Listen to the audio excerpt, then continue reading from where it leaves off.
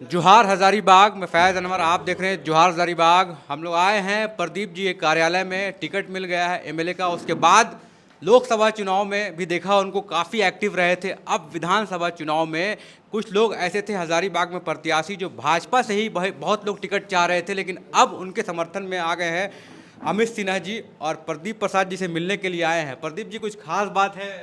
आपके सामने लड़ रहे थे अपोजिशन में, टिकट के लिए मिलने आ गए हैं। देखिए, जितनी बड़ी पार्टी होती है उतने ज़्यादा प्रत्याशी होते हैं। वो पार्टी की लोकप्रियता पे डिपेंड करता है कि कितनी बड़ी पार्टी कितने लोग चाह रहे हैं। बहुत सारे ऐसी पार्टी जिसको कैंडिडेट खोजना पड़ रहा है, हाँ। और भारतीय जनता पार्टी में कितना कैंडिडेट आ रहा है उसका तो कुछ कहा नहीं जा सकता।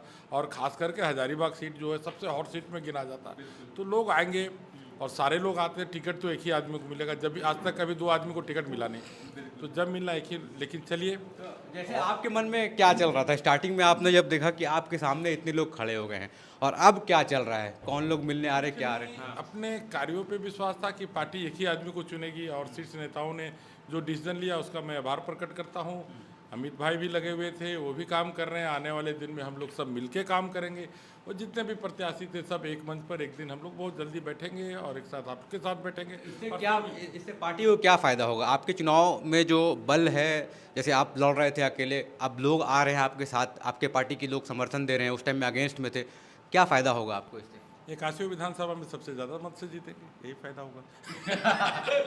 तो तो अमित जी, जब आप चुनाव में लड़ रहे थे, आपके सामने जो प्रतिद्वंदी थे, टिकट इनको मिल गया, आपको नहीं मिला, इससे क्या बहुत नाराज़ हैं, गुस्सा हैं क्या? अरे वैसा कोई बात नहीं है। पार्टी बस हजारीबाग सदर से बड़े भैया प्रदीप भैया को जिताना है, और दमखम से हम लोग चुनाव लड़ेंगे। अपनी जितनी टीम है, आज सभी कोई आए हुए हैं, और अभी हम लोगों ने एक व्यवस्थित रूप से प्रारूप बनाया है कि कैसे चुनाव जीता जाए, और झारखंड में सबसे ज़्यादा मार्जिन से हजारीबाग को जीतने का प्रयास करेंगे हम लोग। बिल्कुल। आप जब फील्ड में थे तो हम आपका इंटरव्यू लिया था, आपने कहा था कि भाजपा के आप सिपाही हैं, चाहे टिकट किसी को भी मिले आप रहेंगे। तो लगता है आप उसमें कायम हैं, निर्दलीय नहीं बिल्कुल लड़िएगा ना? बिल्कुल, एकदम नहीं, निर्दलीय लड़ने का सवाल ही नहीं होता। प्रदीप भैया अच्छे यहाँ पर विगत 10-12 वर्षों से काम भी कर रहे हैं।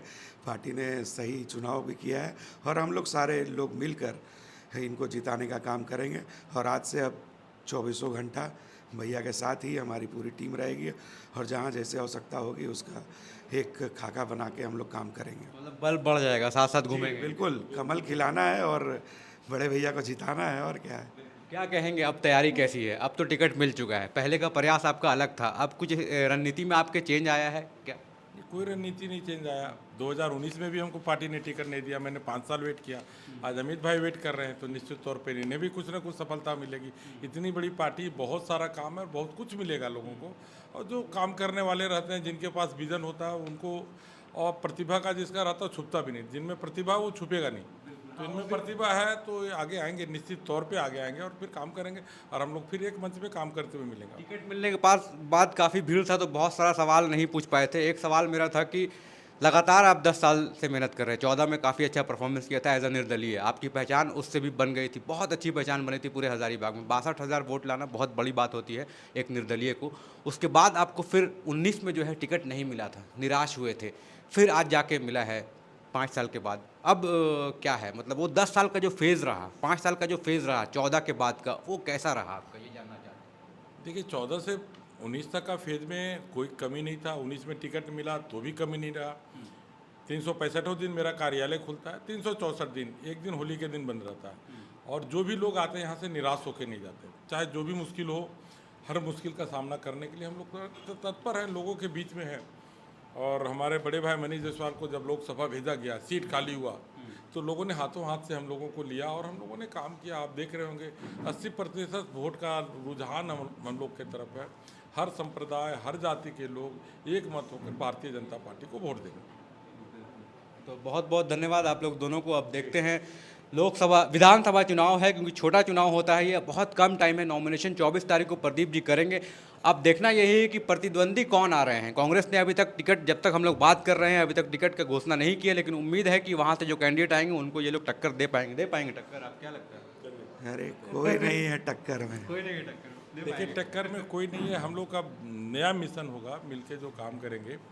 जीतने का कोई संशय नहीं है। संशय है कि लोगों को जो उम्मीद है भारतीय जनता पार्टी से और हम लोग से, उसको कैसे पूरा करेंगे। लोगों ने जो उम्मीद पाल रखा है कि कुछ बेहतर होने वाला होगा, उसको बेहतर कैसे करेंगे।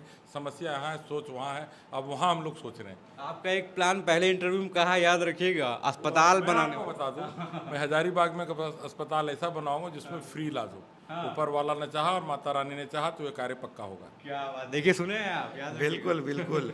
और जहाँ जहाँ प्रदीप भैया थोड़ा सा भटकेंगे मैं इन्हें याद भी करा दूंगा। तो बस दोनों भाई मिलकर अब है। अब देखिए क्या होता है आगे। अब चुनाव 24 तारीख के बाद और गहमा गहमी हो जाएगी, क्योंकि नॉमिनेशन उस दिन होना है।